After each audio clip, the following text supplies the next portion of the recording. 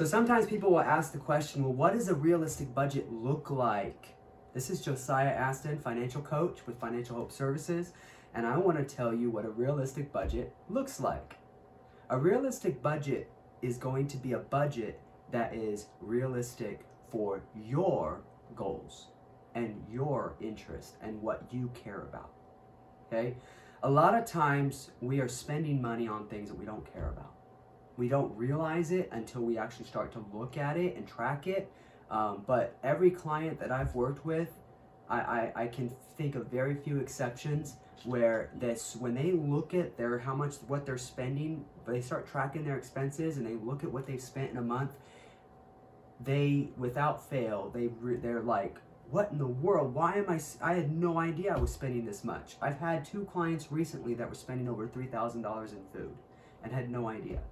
And so recognizing or knowing what's important to you and what you care about is the key to making your budget realistic. Okay, but you might say, well, isn't there like some general guidelines? Yeah, so let's talk a little bit I'll just give you a few percentages. In general, your living, your housing shouldn't be more than a quarter of your take-home pay, so like 25%.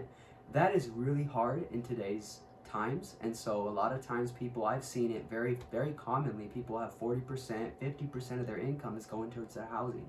So but that's one of the reasons why you're probably struggling. If you're struggling with your finances, is because of those percentages. You should have it no more than 25 to 30% of your take-home pay.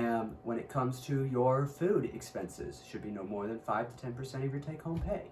When it comes to some other expenses, I'm not remembering all the percentages off the top of my head, but those are the big ones.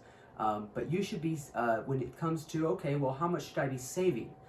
You should be saving as much as you need to be able to reach your financial goals. So it's going to be very individual, but a general rule would be somewhere between 15 and 20% you should be saving of your income.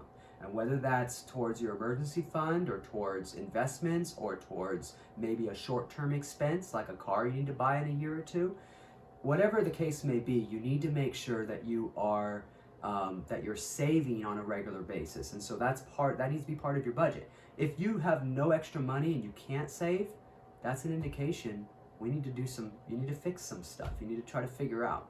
If you need some help with that, you want to talk about it with me, you can go to my website, you can find some free resources there. You can also set up a free consultation with me, 45 minutes, where we'll sit down and we'll talk about those goals and all the things that you're trying to accomplish with your finances, and I will help you with that.